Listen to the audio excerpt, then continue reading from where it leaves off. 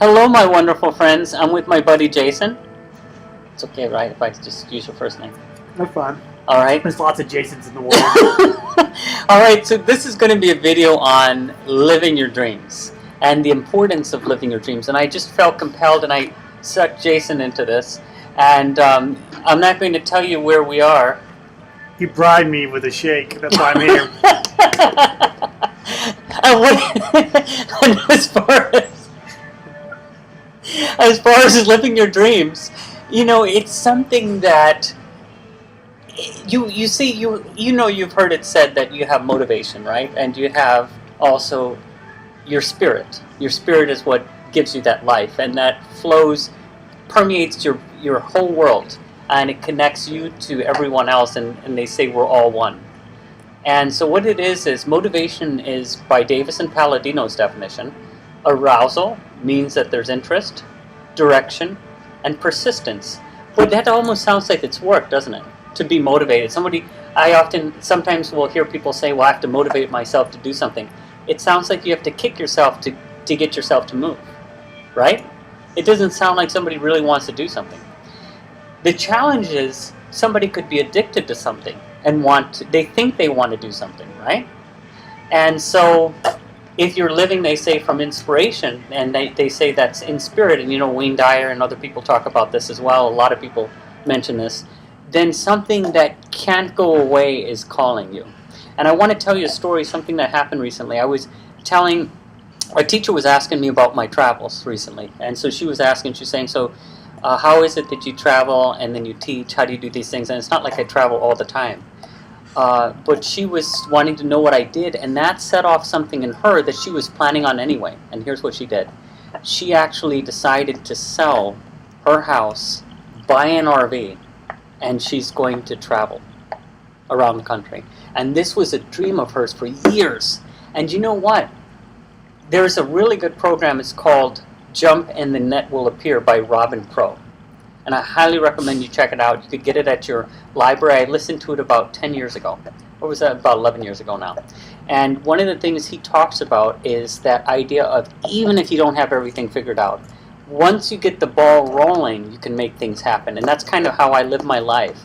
I lived it more like that in my early 20s, but I think now, as I've gotten into my mid to late 30s here, I've started, you know, you're more calculating in your planning.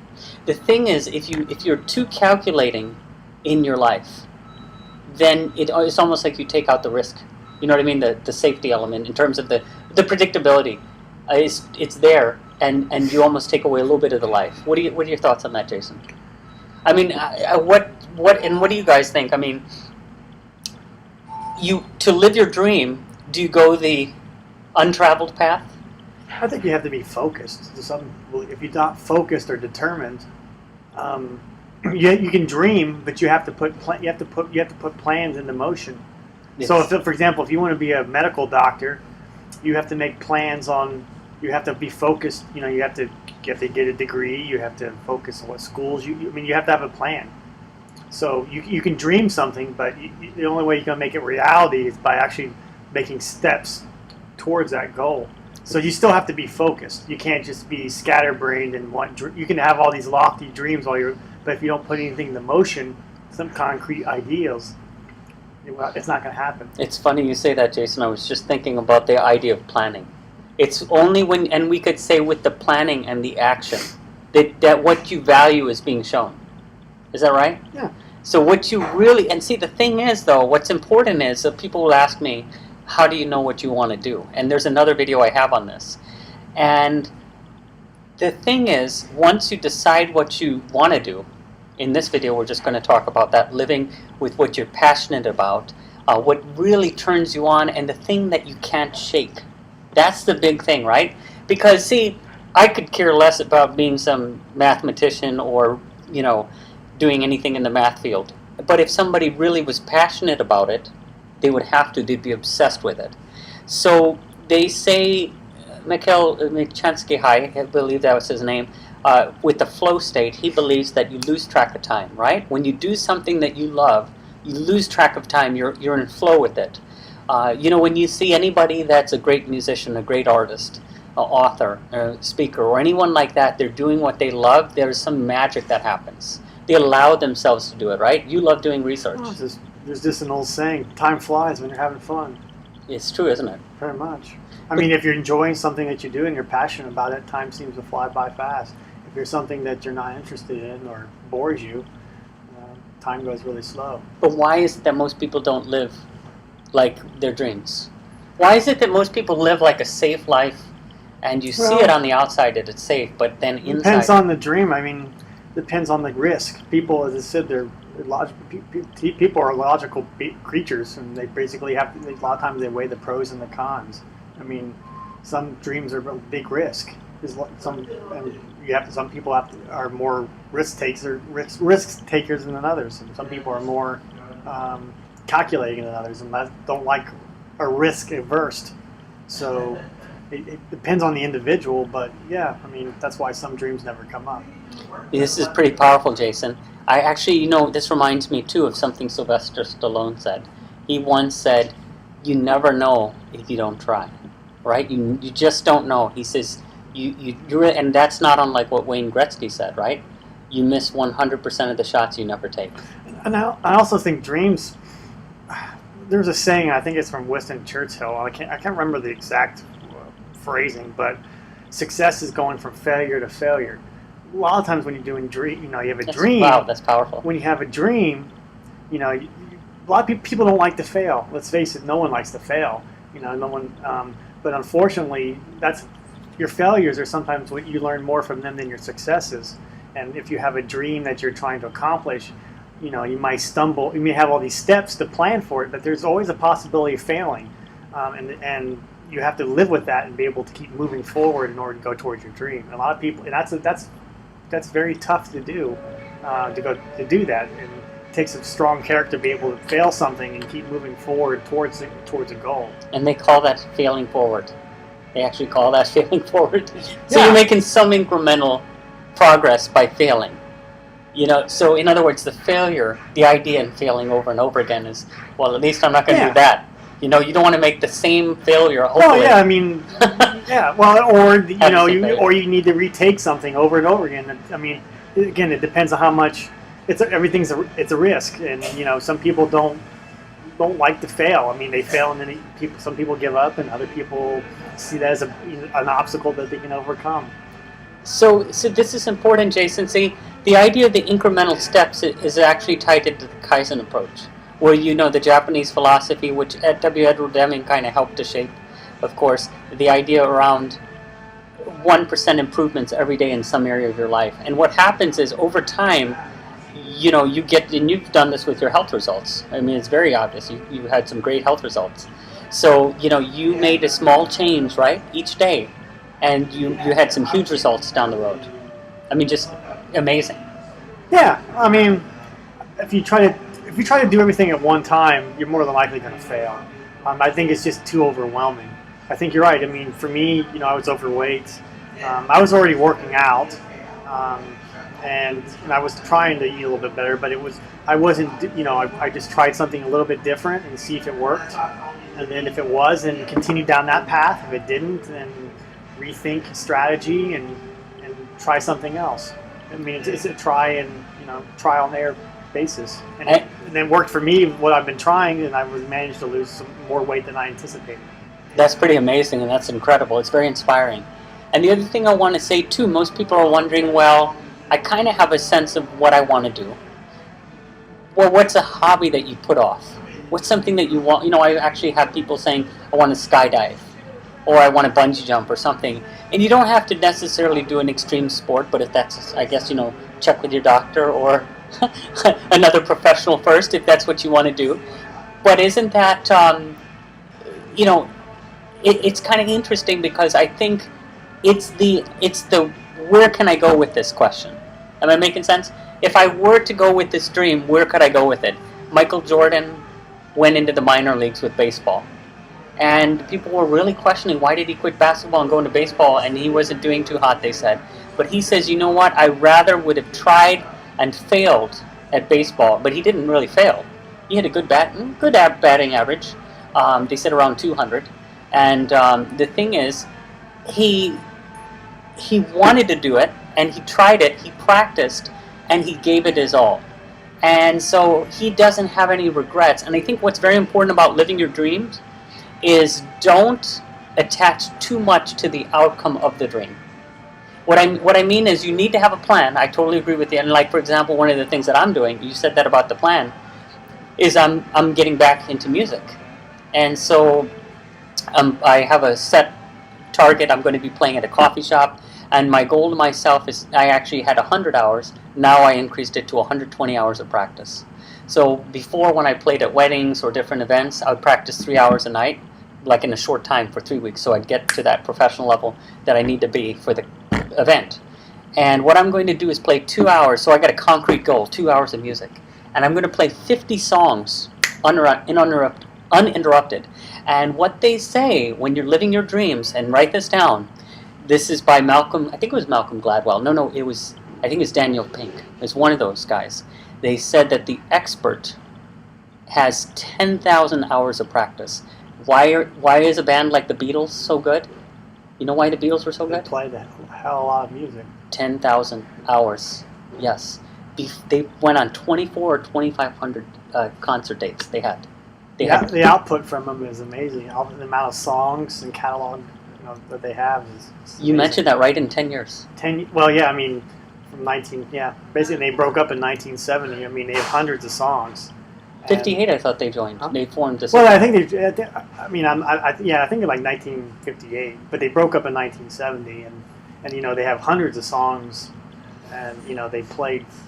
I mean, the short amount of time that they all those songs that they put out, it's just amazing. Well, what happens is, too, it's kind of funny. When you live your dream, some nights you won't even want to go to sleep. I actually had this happen recently, actually even last night, where I didn't want to go to sleep. I had my guitars out, a couple guitars out. I hooked them up, to some new amps. And it was like 6 a.m. I was strumming a chord real softly. I didn't want to disturb my neighbors. And I was like, yeah! I was almost like going to jam out to A Whole Lot of Love. But the whole thing is, it doesn't matter if it's not music for you, or if it's not, different passions related to video game or exercise or other things. What is it for you that excites you, that just gets you moving? To me, I think that it's one of the things I realized that, and I got food on the computer, I'm just noticing. But one of the things that I realized is, you got to surround yourself and create that environment to live your dream. So where living your dream becomes something that flows from it. So what I mean by that is, one of the things that I'm doing for the music is, and you did this with the gym, right? You put yourself in the gym environment every day, you said, 7 days a week. And that's kind of what I do, and I go 6 to 7 days a week. And so one of the things that I did with the music is I go to a coffee shop. I go to this one coffee shop, and I'll show up on whatever day that I want to go that has music and that I can work out, And the thing is, when I do that, I feel like I'm in that environment, and I meet other musicians. So you have to put yourself into environments, and you can even do it through YouTube. You can find a community. Some people do it through Meetup.com. I actually have some friends in the neighborhood. They belong to this car club, and they hang out with each other outside of the car club. The car club became a vehicle for them to talk about their hobbies, to bring life to their hobbies. Is that making sense? So this is very important. So the other thing is getting rid of the notion. There's a book, it's called Why Being Yourself is Good Enough, is the name of the book. It's a really interesting book. I've started reading it. I haven't made it through it yet. But the idea that get rid of the comparisons.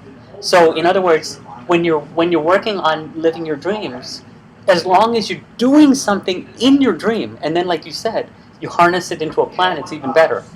Why do you want to do this? What is it? Some people say, well, I like to play guitar, piano, or sing, or paint a picture, or whatever, painting or whatever. All these, whatever your interest is, is this making sense? Whatever your interest is, just get started and do a little bit each day. If you want to write, you write a little bit each day. And they say you don't wait to get inspired, and I used to wait to get inspired. The problem is, if you wait for inspiration to strike, you might be finding reasons not to do it. And I used to live, I'll tell you a quick story. I used to live with one of my roommates was my brother's friend, right? There was 4 of us in this one apartment, like a 2-bedroom, it was like a 2-bedroom apartment. We had like 2 beds in each room. And anyway, my brother's friend was a professional jazz musician. All right, and this guy, I mean, he was the first person I saw that was so dedicated to that degree. Well, I've actually had in college musician friends that were like this. But this guy lived, breathed, and ate jazz music. When he got home, he took out the jazz bass and played. He had an electric bass, and this guy was amazing. But he became that way because he dedicated himself. And during that time, we would jam out. My younger brother and I would have like guitar duels. And so we would play a lot too because of that environment. But I think the thing is, now there's one other thing I want to say before we wrap up this particular video clip. The thing is, why it's important to get started as soon as possible on your dream is because your dream is going to change. Am I making sense? So have you ever, let's look at it this way. You have an escalator, right? Or have you ever gone to an airport and you've seen that? It's like an escalator, but it's going like this. It's just a flat one. You know what I'm talking about? You jump onto the escalator, and it takes you somewhere, right? You're going somewhere forward. If you wait, the escalator is going to keep going, but that it'll go at a certain point, and you can jump on there, but it'll be a different point. You understand what I'm saying? So I'm just thinking about those escalators where you get on and you can run, and it makes you feel like you're rolling really fast. Yes, because that's that's your natural tendency to go that way, right? Well, a natural inner tendency. That's really where you want to go. It's the most enjoyable thing on the airports.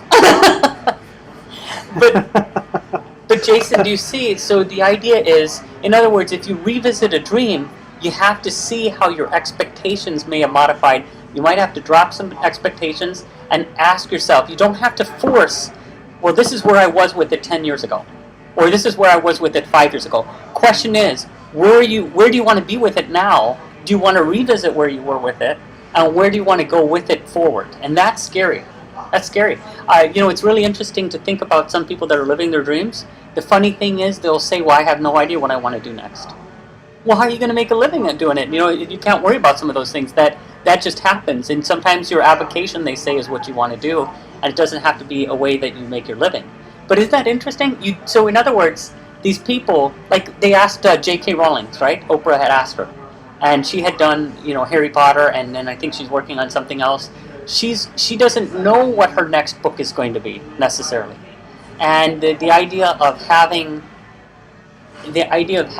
just to trust yourself to such an extent that it'll kind of unfold as it should. It's really fascinating. I assisted at one of the events at seminars on DVD. The president had me assist at 5 events over a 2-year period, and I am going to be going back this year. And I'm excited about that. I'm hoping to and reconnect. But Jack Canfield was at one of the events, and I assisted him, just with product sales as the president had me do, right? And one of the things he said in The Secret is he said that you only have to see 200 feet ahead. So he's the author, one of the authors for the Chicken Soup for the Soul series, the other being Mark Victor Hansen, and now there are a whole slew of other books with different authors. But what was really interesting is that he said that, and then he also said another thing. And I said, well, I asked him for advice. And he's really gracious. He said to me, well, just understand that you attracted this. He said, you're standing right here talking to me, and you helped to attract this. And so he believed that in the law of attraction to such an extent that what that means is if you believe enough in your dreams, you'll bring them to fruition. And he's correct in the sense that there was a 2.5-year period where I was listening to his work, Brian Tracy's work, all these people who I met within 2.5 years. And I was assisting at these events through that company.